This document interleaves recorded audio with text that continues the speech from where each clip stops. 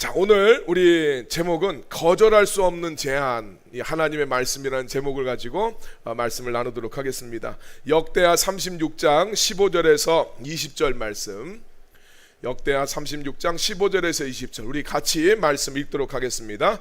그 조상들의 하나님 여호와께서 그의 백성과 그 거하시는 곳을 아끼사 부지런히 그의 사신들을 그 백성에게 보내어 이르셨으나 그의 백성이 하나님의 사신들을 비웃고 그의 말씀을 멸시하며 그의 선지자를 욕하여 여호와를 진노를 그의 백성에게 미치게 하여 회복할 수 없게 하였으므로 하나님이 갈대아 왕의 손에 그들을 다 넘기심에 그가 와서 그들의 성전에서 칼로 청년들을 죽이며 청년 남녀와 노인과 병약한 사람을 긍휼히 여기지 아니하였으며 또 하나님의 전에 대소 그릇들과 여호와의 전에 보물과 왕과 방백들의 보물을 다 바벨론으로 가져가고 또 하나님의 전을 불사르며 예루살렘 성벽을 헐며 그들의 모든 궁실을 불사르며 그들의 모든 귀한 그릇들을 부수고 칼에서 살아남은 자를 그가 바벨론으로 사로잡아가매 무리가 거기서 갈대아 왕과 그의 자손의 노예가 되어 바사국이 통치할 때까지 이르니라. 아멘. 우리가 누군가에게 선물을 줄 때 있잖아요. 주는 사람은 선물을 줄 때 정성을 이렇게 다 합니다. 그런데 받는 사람들이 이렇게 마음에 들어 하지 않으면 그 선물은 결국은 서랍 속에 이렇게 묻혀두게 되죠. 여성들한테는 립스틱이 그런 거 아닌가 하는 생각이 들어요. 남자들한테는 넥타이가 그렇습니다. 아무리 비싸고 유명한 메이커라 할지라도 자기 취향에 맞지 않으면 이거 사용하는 것이 쉽지가 않습니다.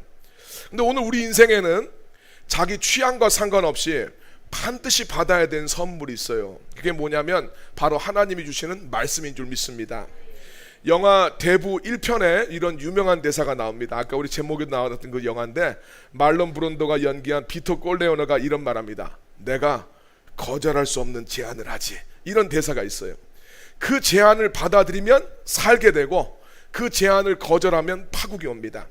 하나님 말씀도 그래요. 하나님의 말씀은 사랑에서 나온 제안입니다. 그분은 우리를 살리기 위해서 말씀을 보내시지만 그 말씀을 거절하면 감당할 수 없는 파국이 따르게 되는 것을 우리가 성경 안에서 보게 됩니다. 오늘 본문 말씀은 바로 그 하나님께서 사랑으로 주셨던 말씀을 거절한 결과가 어떻게 되는가를 보여주는 말씀이에요. 그와 동시에 하나님이 당신의 백성들에게 말씀을 보내주셔서 그들을 붙잡아 주시려고 했던 그 하나님의 사랑을 우리한테 보여주시는 말씀이 오늘 본문이다, 이렇게 말씀드릴 수 있습니다. 여러분, 하나님은요 말씀으로 우리를 붙잡아 주십니다. 하나님이 항상 우리들한테 먼저 말씀을 주시면서 우리의 삶을 딱 붙잡아 주세요. 역대하 36장 15절 말씀 같이 읽겠습니다. 역대하 36장 15절. 자, 같이 시작. 그 조상들의 하나님 여호와께서 그의 백성과 그 거하시는 곳을 아끼사 부지런히 그의 사신들을 그 백성에게 보내어 이르셨으나. 자, 여기 말씀 보니까 하나님께서 그의 백성과 그 거하시는 곳, 하나님의 성전을 이야기하죠. 성전과 하나님의 백성들을 하나님이 아끼셨대요. 사랑하셨다는 이야기예요. 그래서 하나님이 당신의 백성들을 아끼기 때문에 당신의 사신들, 하나님의 선지자들을 부지런히 보내셨다, 이렇게 이야기합니다. 하나님께서 우리를 사랑하셔서 우리에게 주시는 최고의 선물이 하나님의 말씀이라는 거예요. 선지자들을 보내서 뭐 하겠습니까? 하나님의 말씀을 주시는 거죠. 하나님 말씀은 우리를 심판하고 귀찮게 하기 위해서가 아니라 우리를 살리기 위한 하나님의 손길인 것을 여러분 딱 믿으시길 바랍니다. 양떼를 돌보는 목자를 한번 상상해 보세요. 목자는 지팡이, 막대기를 들고 양들을 이끌어 갑니다. 그것으로 때로는 양들을 제지하기도 하지만 이 목자가 양들을 이끌어가는 본질은 뭡니까? 보호하는 것과 공급하기 위함이에요. 하나님 말씀도 마찬가지입니다. 하나님은 우리를 꾸짖고 제지하기 위해서가 아니라 우리를 붙들어 주시기 위해서 하나님의 말씀을 보내주십니다. 하나님은 말씀을 보내주시는 이유는 회복시키기 위함이고 우리를 생명의 길로 인도하기 위함입니다. 요한복음에서 그런 말씀하죠. 말씀이 육신이 되어 우리 가운데 함께 거하시게 된 분, 그분이 바로 예수님이다, 이렇게 말씀하고 있어요. 예수님은 우리를 죄에서 구원해서 영원한 생명을 주시기 위해서 하나님이 보내주신 하나님의 선물이었어요. 예수님은 우리에게 생명을 주기 위해서 고난받으시고 십자가에서 죽임을 당하셨습니다. 이 선물을 받아들이면 누구든지 죄사함을 얻고 그 하나님의 축복 아래 인도하심을 얻고 하나님의 자녀가 되어서 하나님하고 영원한 사귐을 갖게 돼요. 그런데 하나님이 주시는 이 선물을 거절하게 되면, 예수라는 선물, 하나님의 말씀이라는 선물을 거절하게 되면 그에게는 생명이 없고 영원한 죽음과 죄의 저주가 따라다닌다라고 말씀하고 있어요. 자, 그러니까 하나님께서 우리들한테 주신 예수님이라는 선물, 하나님의 말씀이라는 선물보다 더 큰 선물이 없어요. 말씀이 우리를 살리기 위한 하나님의 생명의 선물인 것을 믿으시길 바랍니다. 그럼 여러분들 한번 생각해 보셔야 돼요. 요즘 하나님께서 나에게 주시는 말씀은 무엇인가? 자꾸 내 마음속에 와서 나에게 두드리시는 그 말씀은 무엇인가를 우리 생각해 봐야 됩니다. 혹시 하나님이 주시는 선물인데 내 취향하고 좀 안 맞는 것 같아, 내 생각하고 좀 맞지 않다고 생각해서 여러분 마음의 서랍에다가 탁 던져두는 그런 말씀 혹시 있지 않습니까? 말씀이 하나님의 사랑이라면 그 말씀에 대한 우리의 반응도 굉장히 중요해요. 왜냐하면 말씀 앞에 반응이 우리의 인생을 결정짓기 때문입니다. 자, 그래서 두 번째 중요한 것, 하나님은 말씀을 통해서 우리의 삶을 다스려 가시지만 두 번째, 말씀 앞에서 우리의 반응이 우리의 인생을 결정짓습니다. 자, 역대하 36장 16절 말씀 같이 한번 읽겠습니다. 그의 백성이 하나님의 사신들을 비웃고 그의 말씀을 멸시하며 그의 선지자를 욕하여 여호와의 진노를 그의 백성에게 미치게 하여 회복할 수 없게 하였으므로. 그렇습니다. 하나님은 하나님의 백성과 성전을 아껴서 말씀을 보내주시는데 이 백성들은 하나님의 말씀을 어떻게 합니까? 비웃습니다. 말씀을 멸시하는 거예요. 그 말씀, 선지자들을 욕하고 그럼으로써 하나님의 진노가 자기들의 삶 속에 미치게 되었다. 근데 이게 이제 회복할 수 없는 지경에 이르렀다라고 말씀하고 있습니다. 여러분, 하나님이 말씀을 살리기 위해서 보내주시는데, 사랑해서 보내는데 그 말씀이 내 생각과 달라요. 내 취향과 다르다고 해서 그 말씀 딱 거절하니까 어떻게 되느냐? 하나님의 진노가 이 백성에게 미쳐서 회복될 수 없는 상황에 놓이게 한다라고 말씀합니다. 그래서 이 뒤에 나오는 쭉 말씀을 보시면 오늘 큐티 하신 분들은 아시겠지만 남녀노소 다 죽임을 당하게 되고 성전과 왕궁, 백성들의 보물이 약탈당하고 예루살렘이 초토화됩니다. 겨우 살아남은 사람들은 다 바벨론의 포로로 이끌려갔다, 그렇게 말씀하고 있죠. 여러분, 말씀에 대한 반응은 전혀 다른 두 방향의 결과로 드러납니다. 하나님 말씀 앞에서 겸손한 자세, 우리 성경에서는 겸비하다라고 하는데 겸손한 자세를 취하게 되면 하나님이 살려주시고 회복시켜 주십니다. 근데 말씀을 주시는데 고집을 부리면 거긴 파멸이 따라와요. 성경에서 정말 대조적인 두 인물의 삶을 보면 이 말씀에 대한 태도가 얼마나 중요한가, 이걸 우리가 알 수가 있습니다. 표를 한번 보여주시면요, 자, 아합 왕과 요시야 왕이 딱 나옵니다. 아합 왕의 이야기는 열왕기에 기록이 되어 있고 요시야는 역대하 35장에 기록되어 있는데 말씀 앞에서 태도가 어땠나? 아합은 원래 악한 사람이었어요. 성경에서 제일 나쁜 놈입니다. 그런데 하나님이 이 나봇의 포도원을 이 사람이 강탈하는 걸 보고 내가 니네 집 싹 멸망시킬 거다, 너 아주 비참하게 죽을 거다, 하나님 그렇게 말씀을 하시니까 겸비하게 행동을 합니다. 옷을 찢고 회개를 했어요. 그랬더니 하나님의 심판을 연기시켜 주시겠다, 이렇게 말씀을 합니다. 반면에 요시야는 정말 이 손꼽을만큼 하나님 앞에 충성했던 왕들 중에 하나예요. 선한 사람이었는데 마지막 그 말씀 앞에 고집을 부립니다. 이 이집트 왕 느고가 올라가는데 그것을 막지 말아야 되는데 그것을 막아요. 전쟁에 나가면서 변장을 하고 전투에 나갑니다. 이 변장하는 것 성경에서 별로 좋은 게 아니죠. 변장하고 전투에 나갑니다. 그리고 결과적으로 전투에 나가서 화살에 맞아 죽어요. 자, 이 말씀 바라보면 말씀 앞에서 회개하면 가장 악질적인 아합에게도 하나님은 기회를 줍니다. 반면 말씀 앞에 고집을 부리면 정말 선한 왕이었던 요시야도 비극적인 죽임을 당해요. 악한 자도 겸손하게 살아가면, 하나님 말씀 앞에 겸손하게 살면 살 길이 열립니다. 근데 선한 사람도 말씀 앞에서 자꾸 고집을 부리면 길이 막혀버리는 거예요. 그러니까 말씀 앞에 태도가 인생을 결정짓습니다. 요시야 왕의 죽음을 보면 저 아합 왕이 죽을 때하고 아주 비슷하게 묘사가 돼 있어요. 결국 아합은 회개를 못하고 끝끝내 죄를 짓다가 이제 죽게 되는데, 둘 다 변장을 하고 둘 다 화살에 맞았고 둘 다 병거에서 출혈로 죽습니다.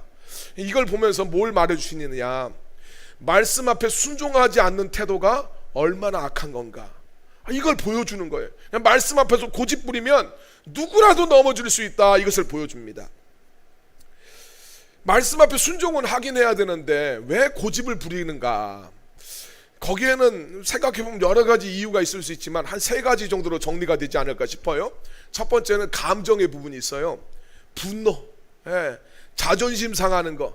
이래버리면, 내 감정 상하면 정말 이제 쉽지가 않습니다. 감정이 상하면 하나님 말씀 주셔도 내가 하나님 말씀에 순종 안 하는 경우 굉장히 많습니다. 요시야가 그런 경우죠.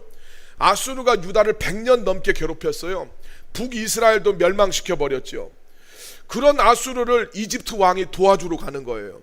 자기 입장에서는 아수르는 멸망해버려야 되는데 저걸 도와주러 가니까 순순히 보내려고 하지 않아요. 자, 여러분, 오늘 우리들의 삶 속에서 누군가에 대한 악한 감정이 우리의 마음속에 자리 잡을 수 있는데, 그 감정은 관계를 깨트려요. 그리고 그 감정 때문에 하나님의 말씀을 내가 외면하게 될 수 있다. 나는 정당하다고 생각해. 내 감정에 대해서 내가 생각하고 있는 감정, 나는 옳다고 생각을 해요. 그런데 그 고집 때문에 하나님의 말씀을 놓칠 수 있다는 거예요. 우리가 이 말씀 기억해야 됩니다. 두 번째, 이해관계가 있어요. 손해보기 싫어하는 거예요. 내가 항상 손해보기 싫어하면 신앙에 있어서 항상 타협을 하게 만들죠. 발람 선지자, 능력의 선지자였습니다. 무엇이 하나님의 뜻인지 정확하게 알고 있는데 자기 그 이해관계에 딱 완전 이 사람 묶여버리잖아요. 그래서 끝끝내 순종을 안 하고 고집을 부리다가 자기도 망하게 됩니다. 또 우리 삶 속에 정욕이 있어요. 인간의 악한 정욕, 내 하고 싶은 대로 하려고 하는 거예요. 내 욕망이 너무 커요. 인간으로서 우리 속에는 욕망이 다 있어요. 우리의 인생을 살아가고자 하는 건 식욕, 성욕, 뭔가를 이루고 싶어하는 성취욕, 우리들의 삶 속에 다 있습니다. 그것 자체는 나쁜 것은 아닌데 우리의 이 욕구가 하나님의 말씀 앞에 다스려지지 않으면 이게 정욕입니다. 근데 우리가 다스려지지 않으면 언제나 하나님의 음성이 들리질 않아요. 이 3가지가 말씀을 가로막게 되는데, 회개하지 않으면 결국은 말씀이 우리를 치게 되어 있습니다. 여러분, 오늘 말씀을 생각해 보면서 용서 못하는 사람 마음속에 없는지 한번 생각해 보세요. 그 사람의 이름이 하나님의 말씀이 여러분들한테 오는 것을 가리우게 됩니다. 이해관계, 여러분, 손해가 두려워서 순종하는 걸 미루는 거 없습니까? 자꾸 계산하다 보면 그 계산이 말씀의 길을 막아요. 더 큰 것을 잃어버립니다. 우리 지난번 앞에 보면 그러잖아요. 그 악했던 왕 이름 생각 안 나는데, 지금 내가 100달란트나 줘서 북이스라엘의 군대를 불렀는데 이거 그냥 돌려보내면 어떻게 합니까 했더니 선지자가 그랬잖아요. 돌려보내면 하나님이 더 크게 얻게 해주실 거라고. 내가 지금 한 거 이 손해를 두려워하지 마시고 하나님이 주실 것들을 기대하시길 바랍니다. 또 여러분, 정욕, 내 하고 싶은 대로 하는 거. 우리 속에 욕구 있어요. 다스려져야죠. 언제까지 그냥 무슨 야생마처럼 계속 날뛸 겁니까? 언제까지 내 하고 싶은 대로 살아가겠습니까? 그렇게 살아가게 되면 그 욕망이 하나님의 음성을 덮게 되어 있어요. 그래서 내가 이거 끊어야 되는 나의 어떤 하고 싶은 대로의 마음, 이거 혹시 있지 않는가 점검해 보셔야 됩니다. 말씀 앞에는요, 마음이 부드러워져야 돼요. 역대하 34장 27절 말씀 같이 읽겠습니다. 내가 이곳과 그 주민을 가리켜 말한 것을 내가 듣고 마음이 연약하여 하나님 앞 곧 내 앞에서 겸손하며 옷을 찢고 통곡하였으므로 나도 내 말을 들었노라. 여호와가 말하였느니라. 아멘. 아까 전에 말씀드렸던 요시야가 한창 하나님 말씀에 따라서 개혁을 했었을 때, 그때는 어떻게 했는가? 하나님 말씀을 들었었을 때 마음이 연약해졌다, 마음이 부드러워졌다는 거예요. 마음이 부드러워지니까, 마음이 딱딱해지면 하나님 앞에 겸손하지 않죠. 근데 하나님 말씀을 듣고 마음이 다 부드러워지니까 겸손해져서 옷을 찢고 주님 앞에 회개하면서 기도를 했다는 거예요. 그래서 요시야가 죽을 때까지 유다에 대한 심판이 연기가 됩니다. 근데 아까 말씀드렸던 것처럼 자기 마지막에 이 감정, 민족, 자기 한 나라를 다스리고 있는데 우리나라를 그렇게 괴롭혔잖아요. 트럼프가 맨날 저렇게 하니까 얼마나 얄밉습니까? 네. 그런데 이 감정이 탁 발동이 되었었을 때 요시야가 이 감정의 벽을 넘지 못해서 고집을 부린 결과 너무나 안타까운 죽임을 당하게 됩니다. 이게 문제는 뭐냐면 요시야만의 문제가 아니라 우리 모두의 문제입니다. 우리 힘으로 이 문제 극복할 수가 없어요. 내 감정 안 그래야 되는데 이 감정이 발동되면 용서가 안 돼요. 예. 답을 쓰라고 하면 다 알 거예요. 근데 실제 삶에서는 그러지 않아요. 예. 이해관계 이거 넘어서는 거 쉽지 않아요. 정욕도 마찬가지입니다. 내 안에 욕구가 너무나 살아있으니까 말씀 들어도 순종이 안 되는 겁니다. 이거 우리 힘으로 안 되기 때문에 성령님의 도우심을 간구해야 될 줄로 믿습니다. 에스겔 36장 26절 27절 말씀 보여주세요. 네, 같이 읽겠습니다. 시작. 또 새 영을 너희 속에 두고 새 마음을 너희에게 주되 너희 육신에서 굳은 마음을 제거하고 부드러운 마음을 줄 것이며 또 내 영을 너희 속에 두어 너희로 내 율례를 행하게 하리니 너희가 내 규례를 지켜 행할지라. 아멘. 이 에스겔 선지자는 순종이 안 되는 인간의 마음을 잘 알고 있었어요. 그래서 하나님이 에스겔 선지자에게 이 말씀을 주시는 거예요. 예. 우리 마음속에 순종이 안 되는 우리의 마음을 위해서 하나님이 새 영, 하나님의 영을 사람들에게 주신대요. 그리고 그 영이 임했었을 때 새 마음을 갖게 돼요. 그 새 마음의 특징은 뭐냐면 우리의 굳은 마음이 아니라 마음이 부드러워지는 거예요. 예. 그러니까 우리가 내가 이해한다고 해서 마음이 부드러워지는 게 아니에요. 이게 뭐 논리적으로 이해가 된다고 해서 마음이 부드러워지는 게 아니라 성령님이 우리의 마음속에 임해야 우리의 마음에 굳은 마음이 제거가 되고 부드러운 마음이 생기게 됩니다. 부드러운 마음이 생겨야 27절 말씀에 보니까 너희로 내 율례를 행하게 하리니. 네. 하나님 말씀에 대한 순종은 성령님이 임해야 돼요. 그래서 우리의 마음을 주님이 딱 만져주시면 순종 못할 일도 순종하게 되는데 이게 내 이해로는 아무리 이해가 돼도 하나님 만져주시지 않으면 절대 순종이 안 되는 거예요. 여러분, 우리가 성령 충만해야 감정을 뛰어넘을 수 있고 이해관계도 넘을 수 있고 정욕을 넘어서 말씀에 순종할 수 있습니다. 그래서 여러분 성령 충만하시길 바랍니다. 성령 충만 이렇게 이야기하면 언뜻 생각하면 은사, 능력 이런 걸로 생각하기 쉬워요. 근데 여러분 성령 충만의 최고의 열매는 자기 부인이에요. 은사가 많다고 해서 순종이 되는 게 아닙니다. 발람, 우리 성경의 민수기에서 그렇잖아요. 그가 말하는 대로 다 이루어지는 선지자였어요. 다 알아요, 하나님의 뜻을. 그런데도 순종이 안 돼. 왜 그렇습니까? 능력은 많은데, 은사는 많은데 자기 이게 안 되는 거예요. 여러분, 그래서 자기 부인이 안 되면 절대로 말씀이 우리를 다스릴 수가 없습니다. 그래서 여러분 기도하실 때 성령님 내 마음을 부드럽게 해주십시오. 하나님 말씀 앞에 내가 순종할 수 있는 마음밭이 되게 해주십시오 라고 여러분 기도하시길 바랍니다. 성령이 우리 마음 만져주셔야 돼요. 그래서 여러분 이 교회에 오셔서 예배하기 전에 반드시 그 기도를 하시고 또 말씀을 묵상하기 전에 성령님 내 마음을 부드럽게 만져주십시오. 그러면서 하나님 말씀 들어야 됩니다. 이거는 진짜 성령 충만의 최고의 열매는 은사가 아니라 자기 부인이에요. 예, 그 은혜가 있으시길 바랍니다. 세 번째로 말씀 앞에 가까이 나아가시길 바랍니다. 하나님이 우리를 사랑하셔서 말씀을 선물로 주시는데 하나님의 선물을 부담스럽게 여겨요. 거절을 합니다. 그러면 하나님의 축복과 사랑을 받을 수 있는 방법이 사라진다라는 이야기예요.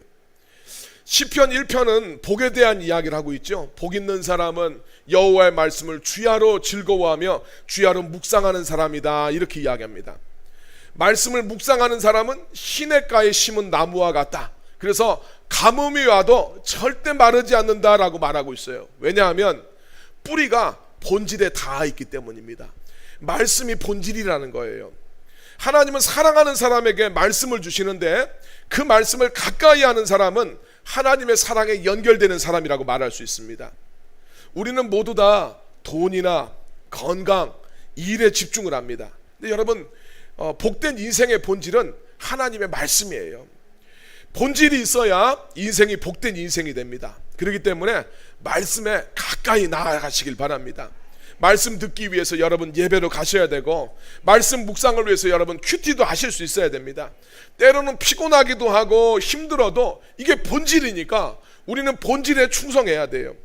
룻기를 읽어보면 룻과 나오미는 뭐 부쳐먹을 수 있는 땅도 없고 남편도 아무도 없고 다 그냥 과부들만 남아있어요. 시어머니 과부와 며느리 과부 같이 살아갑니다. 늙은 과부와 젊은 과부가 살아갈 뿐이에요. 둘 다 그냥 가난합니다. 그런데 이 사람들이 매일마다 한 것은 나가서 이삭 줍기를 합니다.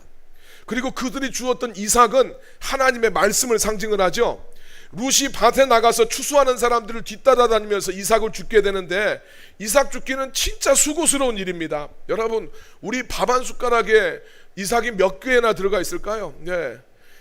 그거 밥 한 숟가락 먹기 위해서 계속 줍는다고 생각해 보세요. 얼마나 수고스러운 일입니까? 그리고 이삭 줍는 것은 수치스러운 일이었습니다. 고된 일이었어요.